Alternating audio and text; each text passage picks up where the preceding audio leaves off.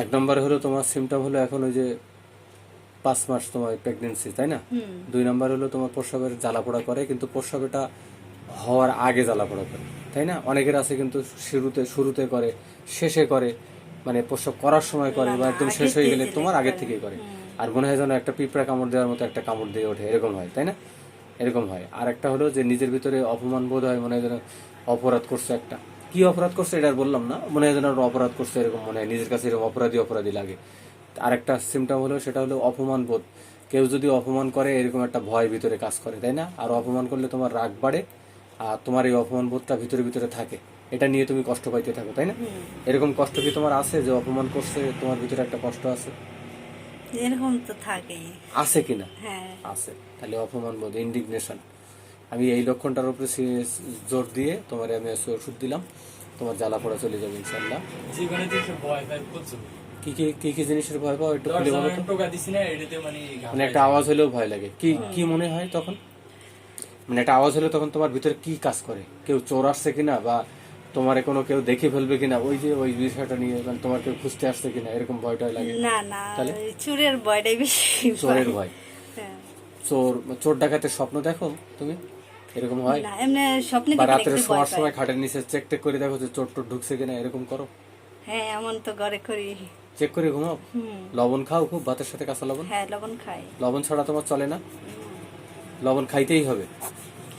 খাইতেও কম হইলে লাগে। আর তোমার রাগ উঠে গেলে, বুঝাইলে, আদর করলে সাথে সাথে তোমার রাগ চলে যায়, হুম। নাকি অনেক দিন থাকে? অনেকক্ষণ ধরে 2-4-5 ঘন্টা 2 দিন, 4 দিন, 5 দিন এরকম থাকে না? হয় এরকম হয়। তাহলে রাগ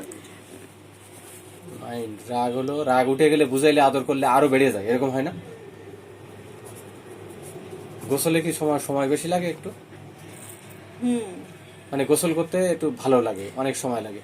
রোদ পছন্দ করো, সূর্যের তাপ? হুম। এটা জিগোটা দেখাও তো। আচ্ছা, সূর্যের তাপ পছন্দ করো? কম। আর গোসলে তোমার একটু সময় বেশি লাগে। অন্ধকারে একা একা থাকতে থাকে যখন, তখন খাটের নিচে চেক টেক করে দেখো যে কেউ হ্যাঁ, ঢুকলো একা ঢুকলো থাকলে কিনা, একটু ভয় করে। ভয় লাগে। আবার চেক করে ঘুমাও রাতে, যে কেউ ঢুকে আছে কিনা, লুকাই আছে কিনা। আর পিছনের কথা মনে পড়লে খুব কষ্ট লাগে, তাই না? হুম। অনেক বেশি কষ্ট লাগে। আর রাগ উঠে গেলে যতই বুঝাও কমে না, মানে দেখা যায় যে আরো বাড়ে। বাড়ে, হুম। আর গোসলের সময় বেশি লাগে, রাগ বেশি। হট পেশেন্ট, এই যে হট পেশেন্ট, গোসল মাঝে মাঝে তোমার হয়, মিস হয়, তাই না? মিস হয়, হ্যাঁ। শীতকালে গোসল মাঝে মাঝে মিস হয়। আমি এই জন্য প্রথমে ব্রিমস্টোন দিয়ে শুরু করছিলাম, এখন আজকে তোমার নেট্রামিউর, স্টাফি, আর হলো ব্রিমস্টোন তো দিকে আসি, এই তিনটার থেকে। কিন্তু আজকে তো তাহলে তোমার লবণটা খুব বেশি, টক ঝাল মিষ্টির মধ্যে কোনটা বেশি পছন্দ? টক। টক। আর মাছ মাংস ডিমের ভিতরে কোনটা বেশি পছন্দ? মাছ। মাছ। মিষ্টি আগে পছন্দ করতে, কিন্তু এখন করো না, তাই না? দুধ পছন্দ করো? আইসক্রিম, কোল্ড এখন তো ড্রিঙ্কস, এগুলো তো খাই। পছন্দ করো, দেখা যায় ভালোই, তাই না? তাহলে রাগ উঠে গেলে যতই বোঝানো হয়, রাগ কমে না, আরো বাড়ে। ঠিক আছে না? তাহলে আজকে তোমার আমি